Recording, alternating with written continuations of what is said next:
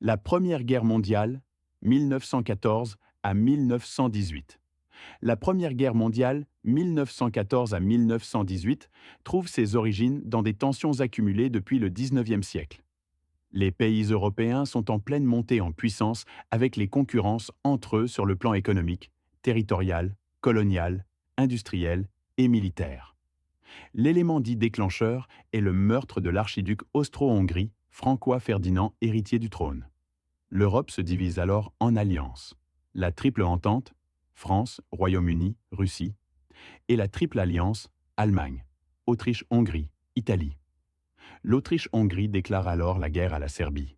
En raison du jeu des alliances, le conflit s'étend à toute l'Europe, puis au monde.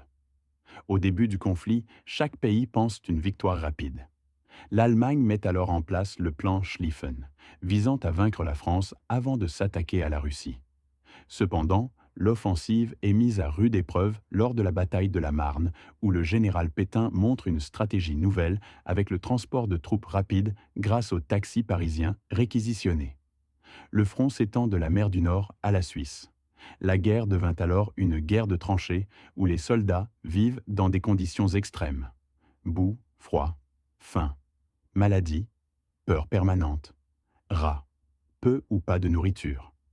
Les offensives sont longues et meurtrières pour des petites prises de terrain.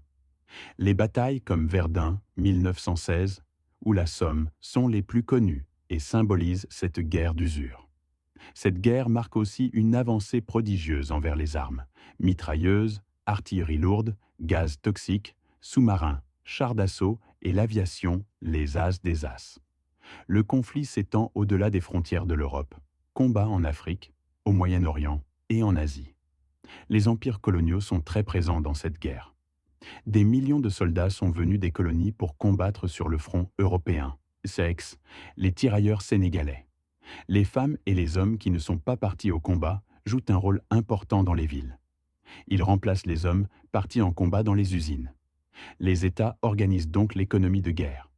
Les propagandes sont très fortes et sont retrouvées partout dans les journaux et dans les rues. Les populations subissent des pénuries à répétition, des bombardements intenses et des répressions. L'année 1917 est une date importante de cette guerre. Les États-Unis entrent en guerre aux côtés de la Triple Alliance, apportant un soutien humain, économique et militaire. Mais dans ce même temps, la Russie subit une révolution qui entraîne la sortie du conflit de la Russie, ce qui bouleverse l'équilibre des forces. En 1918, les Alliés lancent de grandes offensives qui finissent victorieux. Épuisée, l'Allemagne demande l'armistice. Il sera signé le 11 novembre 1918 dans un train. Il sera appelé le traité de Versailles.